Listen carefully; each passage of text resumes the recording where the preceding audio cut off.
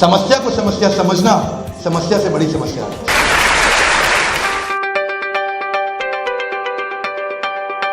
Hey, welcome back. I'm Vivek Bindra. I'm an international motivational speaker and a leadership consultant, CEO, coach. आप सबका बहुत बहुत स्वागत है। आज एक बड़े ही अद्भुत टॉपिक पे मैं लेके जा रहा हूँ आपको। ये जर्नी जिसके बारे में बहुत लोगों ने मुझसे पूछा, और वो टॉपिक है how to achieve all your goals. आप कोई भी गोल सेट करें, उसको अचीव कैसे करना है, उसको 5 स्टेप्स में मैं शेयर करने वाला हूँ। 5 steps to achieve all your goals. मैंने पूरी किताब एक लिखी है, वो किताब जल्दी पब्लिश होने वाली है ब्लूम्सबरी पब्लिशर्स के साथ में।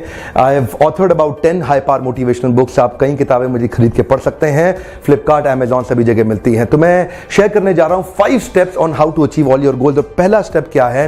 You got to actually hold on to a conscious goal. Your goal statement has to be a very very consciously created goal. How to make a goal is not what I am going to discuss right now. What I'm going to discuss right now, that's my other video, you can see that. My discussion is hold on to a conscious goal. When you want to achieve your goal, you've got to hold on to the conscious goal. Your problem is not that you don't have a goal. Your problem is very frequently you change your lot of goals. जब आप कोई गोल नहीं achieve कर पाते, you change your goal. Don't change your goal, change the strategy. अपने लक्ष्य को ना बदले, अपने तरीकों को बदलें। करना क्या है? Hold on to the conscious goal. That's the first step. Now that you hold on to your conscious goal, now comes the second step, which is called set an unusual reminder mechanism. You've got to actually set an absolutely unusual reminder mechanism, unusual disturbing reminder mechanism. You know why? Because आप बार बार consciously अपने गोल को hold नहीं करेंगे। आपकी आदत है अपने गोल को भूल जाते हैं। आप क्या, दुनिया के जितने 99% लोग हैं उनके बारे में बताया गया है कि they don't hold on to their conscious goal. What do they do is, या तो वो गोल नहीं बनाते, या बनाते हैं तो बार बार बदल देते हैं। So my request to you is hold on to a conscious goal and set an unusual reminder mechanism, ताकि वो गोल आपको बार बार याद आए। फॉर एग्जाम्पल, अपनी घड़ी को उतार के बाएं हाथ से आप दाएं हाथ में पहन लें, and when you wear your watch in a different hand, होगा क्या? अब आप जब समय देखेंगे तो आपको बड़ी तकलीफ आएगी, क्योंकि बार बार आप बायां हाथ देखते थे, अब आप दाएं हाथ से देखेंगे। So what happens is it will remind you कि आपको इस गोल को प्रैक्टिस करना है अपने जीवन में। डिस्टर्बिंग साइन पोस्ट लगा दे अपने रास्ते के अंदर, जहां से आप जाते हैं कुछ अजीब सा ऐसा लगा दें कि ताकि आपको मुड़ के जाना पड़े, जो आपको रिमाइंड करे आपको अपने गोल्स को प्रैक्टिस करना है। एक मिरर को आप कवर कर सकते हैं 80%। एक और एग्जांपल आपसे शेयर कर रहा हूं। आप अपने बाथरूम के शीशे को 80% कवर कर दें। आपको मॉर्निंग में शेव करते वक्त आपको टेढ़ा मेढ़ा होना पड़ेगा, उससे आपको तकलीफ होगा। वो आपको रिमाइंड करेगा आपको अपने गोल्स को प्रैक्टिस करना है। सेट सम अनयूजुअल डिस्टर्बिंग साइन पोस्ट। आप अपने मोबाइल के या डेस्कटॉप के वॉलपेपर को बहुत अनयूजुअल कर दें, अजीब सा रंग बना दें, जिससे आपको बड़ी तकलीफ हो पड़ते वक्त। आप अपने व्हाट्सएप के वॉलपेपर को चेंज कर दें और उसमें एक स्टेटमेंट लिख दें, जिससे आपके मैसेजेस को पढ़ने में आपको कठिनाई हो। द मोमेंट जितनी बार आपको रिमाइंडर मिलेगा, उतनी बार आप अपने गोल पे वापस जाएंगे। It is said if you practice your goal statement for 66 days, if you convert that into an actionable behavior for 66 days, वो आपके हैबिट में कन्वर्ट हो जाएगा। You might think कि इसकी जरूरत है क्यों? इसकी जरूरत है because psychologists say they talk about your hedonic adaptation. Hedonic adaptation का अर्थ क्या है? एक व्यक्ति के मेंटल पैटर्न्स इतने बार बार इतनी आसानी से सेटल हो जाते हैं, जब एक काम को आप 8-10 बार करते हैं तो उस काम के अंदर एंथुसियाज्म, एक्साइटमेंट और हैप्पीनेस रिड्यूस हो जाता है। सैलरी हाइक बढ़ने के बाद, आपकी सैलरी बढ़ने के बाद पहले 2 महीने तो आपको अच्छा लगेगा, उसके बाद आपके लिए बिल्कुल यूजुअल एवरेज हो जाएगा।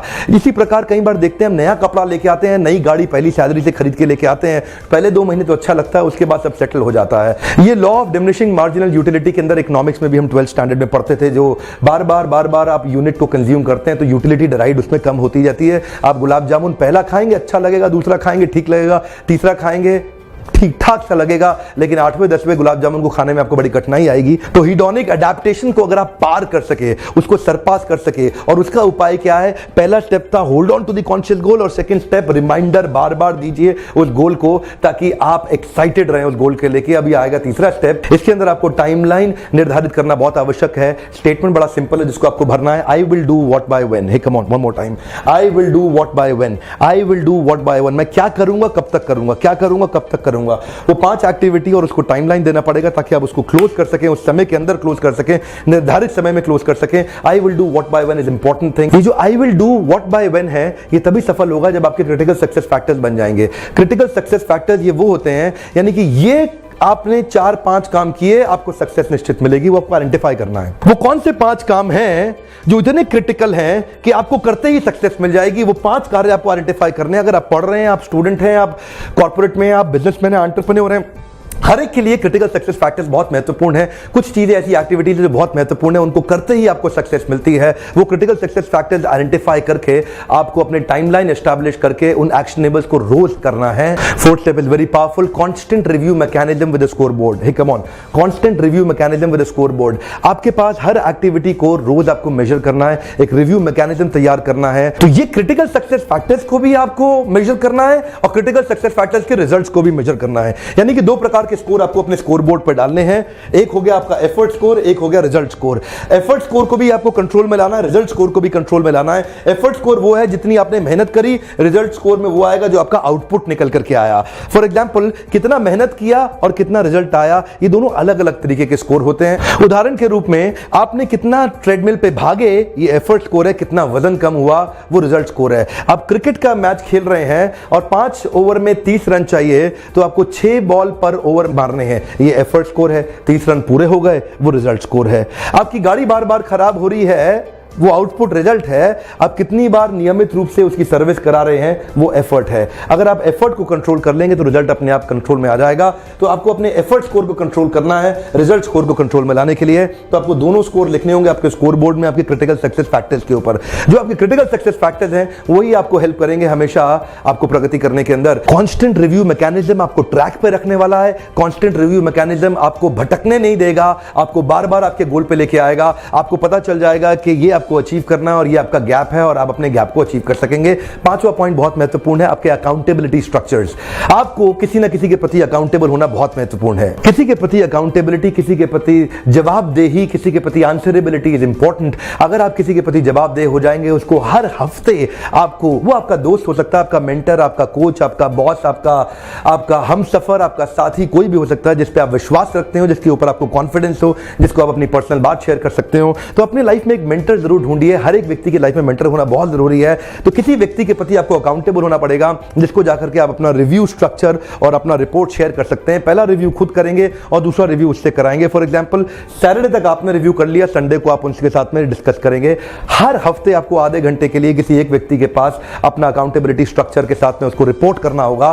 कॉर्पोरेट वर्ल्ड में मेरा एक्सपीरियंस है, बहुत से कॉर्पोरेट में मैं प्रोग्राम्स करता हूं, leadership development, leadership in pipeline, succession planning, talent के प्रोग्रेशन पे काम करता हूं, कैसे टैलेंट को आगे बढ़ाया जाता है। Listen to me sir, accountability का कोई मुकाबला नहीं है। जब आपके पास जवाबदेही होती है, जब आपको पता है कि एक व्यक्ति है जिसको आपने सैटरडे को जाके पिछले हफ्ते का कमिटमेंट लेवल, अचीवमेंट लेवल का रिपोर्ट देना है, आपने उसको बताना है कि पिछले हफ्ते आपने क्या किया, आपने अपना एक रिपोर्ट कार्ड उसको जाके शेयर करना है, तो आप शर्म के मारे करेंगे। पहला हफ्ता नहीं कर पाएंगे, दूसरा हफ्ता आप बेशर्म होकर कर लेंगे, लेकिन तीसरे चौथे हफ्ते में आप नहीं बच पाएंगे। आपके पास जीवन में एक व्यक्ति, एक मेंटर, एक कोच, एक टीचर, एक गाइड, एक काउंसलर, एक मेंटर होना बहुत आवश्यक है, जिसके प्रति आप अकाउंटेबल हो, जिसको जाके आप रिपोर्ट करें, हर हफ्ते बताएं उनको। आप अपने गोल्स के नजदीक जाना चाहते हैं तो छोटे छोटे अचीवमेंट जब आप उनसे शेयर करेंगे, ऑफ कोर्स वो एक व्यक्ति ऐसा होना चाहिए जिससे आपको इंस्पिरेशन मिले, ऐसा व्यक्ति होना चाहिए जिस पे आप ट्रस्ट कर सकें, क्योंकि आप अपने हृदय की बात तभी खोल पाएंगे जब वो ट्रस्टवर्दी व्यक्ति होगा। ढूंढिए एक व्यक्ति, कोई जरूरी नहीं है कि उसको नॉलेज हो आपके डिपार्टमेंट की, कोई जरूरी नहीं है कि उसके पास फंक्शनल नॉलेज हो, पर वो व्यक्ति होना चाहिए जिसके प्रति आप जवाबदेह महसूस करें और जो व्यक्ति कमिटेड हो आपका ध्यान रखने के लिए, आपको डेवलप, कल्टीवेट करने के लिए, और आप उसकी बात सुनते हो। ऐसा नहीं है कि वो आपको कोई गाइडेंस दे और आप उसकी बात ना सुने। तो अकाउंटेबिलिटी की मदद से आप जाकर के रिव्यू कर सकेंगे। पहला रिव्यू खुद, दूसरा रिव्यू वो आपके साथ में करेंगे, वो आपको कुछ फीडबैक देंगे। इंटेलिजेंट व्यक्ति, कोई अपना एक ऐसा मेंटर ढूंढिए जिसके प्रति आप अकाउंटेबल हो। इस तरह से क्या होगा, आप ट्रैक पे रहेंगे। बेनिफिट क्या है, you are on the track. आपका प्लान वर्सेस एक्चुअल आपके सामने होगा। ये प्लान किया था, ये अचीव किया, 10 में से 3 पे आप थे, 10 में से 7 पे पहुंचना चाहते थे, लेकिन 4 पे ही पहुंचे, 5 पे ही पहुंचे। एक रिव्यू, एक मैट्रिक्स के साथ, एक नंबर के साथ आप करेंगे। दुनिया भर के कॉर्पोरेट्स अपने आप को रोल होल्डर कैपेबिलिटी इंडेक्स के साथ इसी तरह ग्रो करते हैं। तो आज प्रोग्राम लगभग हिंदी में था, पर इस तरीके के और लीडरशिप वर्कशॉप में इंग्लिश में बहुत करता हूं, रेगुलरली करता हूं, ओपन हाउस भी करता हूं जहां आप आ सकते हैं। मैं वीडियोस आपके लिए छोटे छोटे बनाता हूं। ऑफ कोर्स डिटेल में करना चाहते हैं आप सब्सक्राइब करिए, ओपन हाउस वर्कशॉप में आइए, डिस्काउंट्स के लिए अप्लाई करिए, हमारे वेबसाइट पर जाइए जहां काफी इंफॉर्मेशन है, जिसमें आप एक अगर एंटरप्रेन्योर हैं, अगर आप ग्रोथ चाहते हैं अपनी लाइफ में, तो लर्निंग पे पैसा जरूर इन्वेस्ट करिए अपने जीवन में। वीडियो देखने के लिए बहुत बहुत धन्यवाद। अगर आपको अच्छा लगा, किसी और को फायदा हो तो शेयर भी कर दीजिएगा।